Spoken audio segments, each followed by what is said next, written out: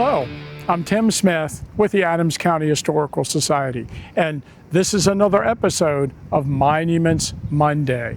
And we decided to do another monuments, markers, and tablets in the borough of Gettysburg, and today we're sitting at Lincoln Cemetery.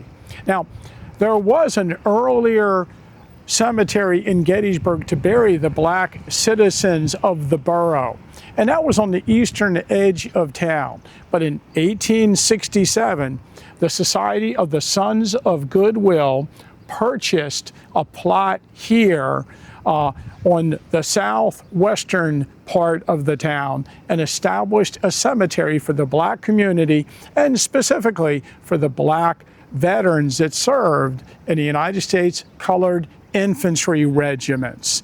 And the cemetery has expanded over the years.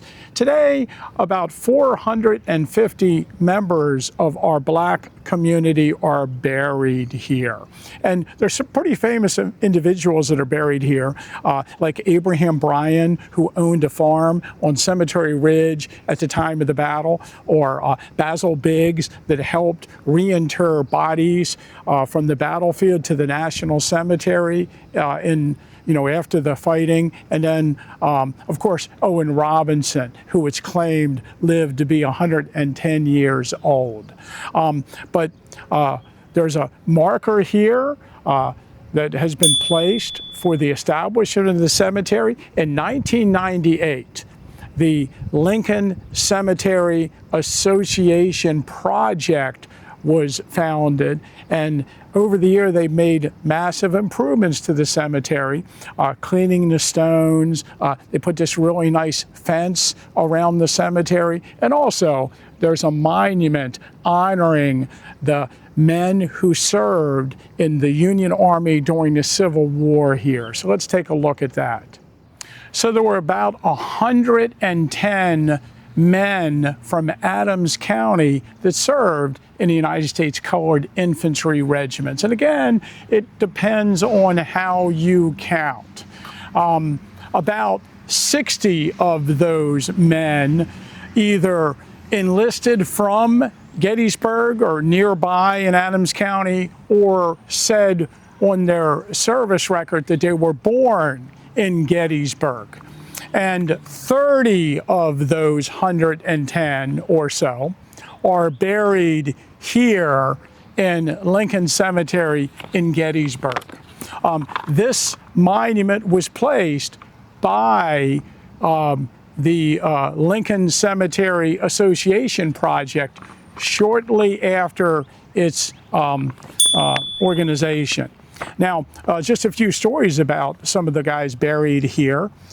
George Bowen served in Company D, 24th United States Colored Infantry, and he and his family had moved here from Western PA about 1860.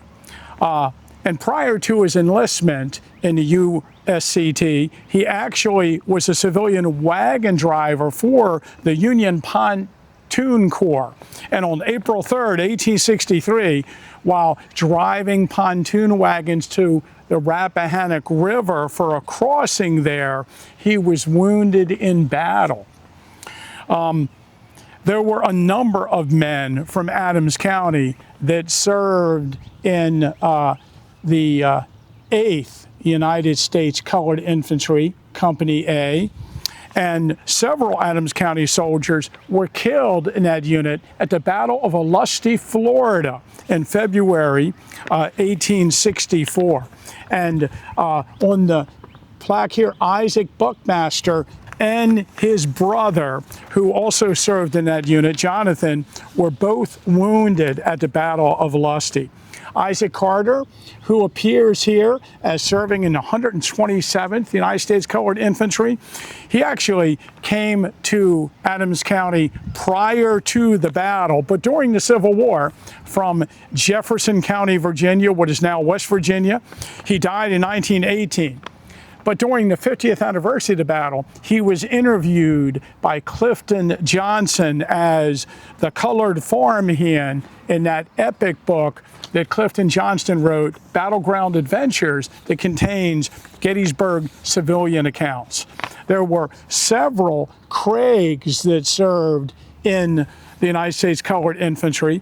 Their father was a slave born in Adams County. Upon his owner's death, he actually gained his freedom, married a local girl, moved to Gettysburg, produced a large family, and several of the sons served. Charles Hill, who's on here, he actually was a slave in Frederick County, Maryland. Upon being freed, he came to Biglerville and actually served in the 127th United States Colored Infantry, and he died in Biglerville in 1906 and is buried here. Of course, we have John Edward Hopkins, who is the son of Jack Hopkins, who was one of the most respected members of our black community. And of course, the Adams County Historical Society has recently purchased the house that Jack Hopkins owned and that his son lived in after the Civil War as a veteran. There are several Matthews listed on the monument, and their father was mentioned several times in the post-Civil War literature as being one of those who helped conduct freedom seekers on what we refer to as the Underground Railroad. Thomas McCullough, who's actually listed over here, he is said to have been part of Basil Biggs' crew that helped reinter soldiers from the battlefield to the Soldiers National Cemetery.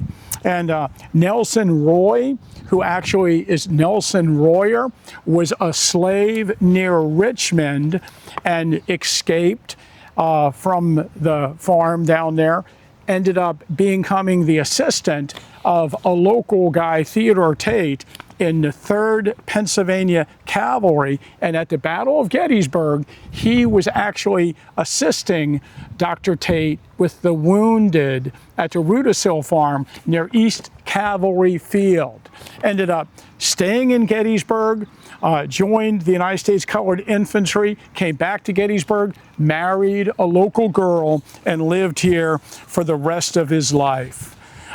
Alexander Spriggs and his brother came to Gettysburg. Lewis and Alexander, Alexander's buried elsewhere, came to Gettysburg in 1863, we think as part of the armies. They were former slaves from Virginia, and they ended up living here, joining the United States Colored Infantry. Lewis died here, and his brother Alexander died in New Jersey.